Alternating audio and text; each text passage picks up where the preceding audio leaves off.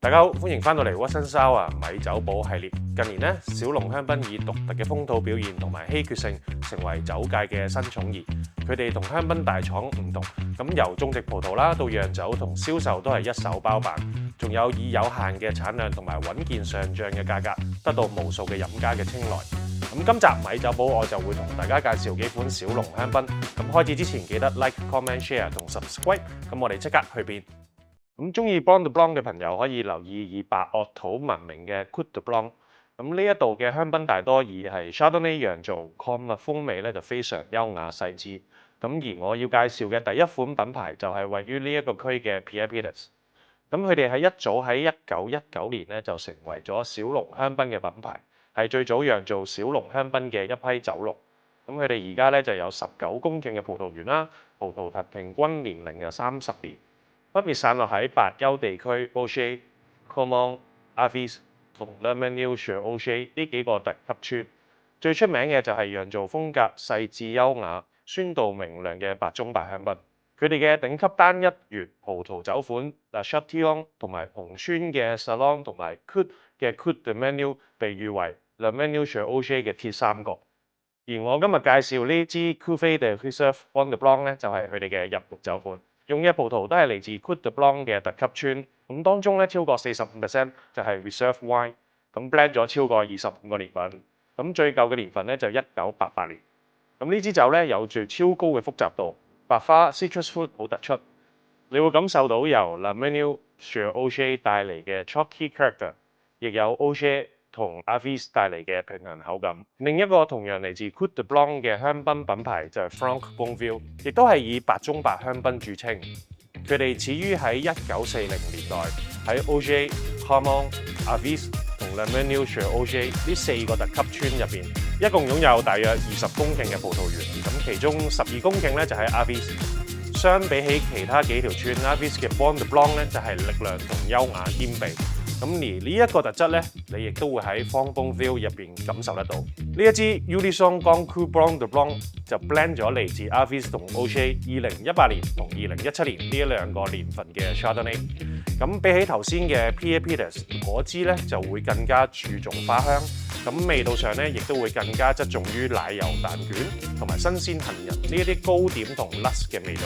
可以嘅話咧，就記得試埋佢嘅風土三部曲系列，更加咧去了解 Avis、Oger 同 Mesnil 呢3條村嘅個性。而中意 Blanc de Loire 嘅朋友咧，就一定要留意 Montes de Ham。呢一度嘅土壤都係以白堊土為主，咁不過咧就表土就比白丘地區有住更加多嘅黏土啦，咁所以種出嚟嘅 Pinot Noir 咧就特別靚。Champagne-Châtellerault 就係位於區內鼎鼎大名嘅 Arbonnay 特級村。呢一條村咧有好多超出名嘅地塊啦，包括出產過香檳界勞斯萊斯 Côte d'Arbonnay。Champagne-Châtellerault 咧就係香檳咧就有住好signature嘅味道，咁就係海鹽嘅味道啦。咁呢一支 Perle Noire 嘅 Grand Cru 咧就係佢哋旗艦酒之一，果味就比較濃同埋比較熟，咁有住無花果啦、西梅同埋菠蘿嘅味道，咁酒體豐滿，結構結實。另外想介紹埋佢哋嘅 Rosé Champagne， 咁呢一支 Rosé de Saignée， 顧名思義咧就係用 Saignée 嘅方法釀造啦，咁會令到香檳嘅味道咧就會更加濃郁。佢用咗100% Pinot Noir 釀造 ，age 咗足足13年先推出市面，但係價錢咧都只係500蚊左右，完全係超值之選。咁另一個品牌 Pierre Pietus 就係位於 Arbonnay 隔離嘅 Bouzy。佢哋喺1768年，即係250幾年前啊，就已經買入咗葡萄園種植 Pinot Noir。咁到而家咧喺 Bouzy，佢哋都只有唔夠11公頃嘅葡萄園，加上全部都係老藤啦，咁可想而知佢哋嘅產量係幾咁低。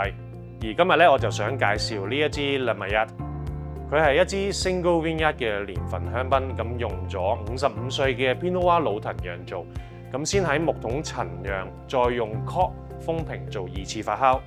連酒泥陳年4年咧，先推出市面，係一支可以好好表現 Le Maillard 風土嘅香檳。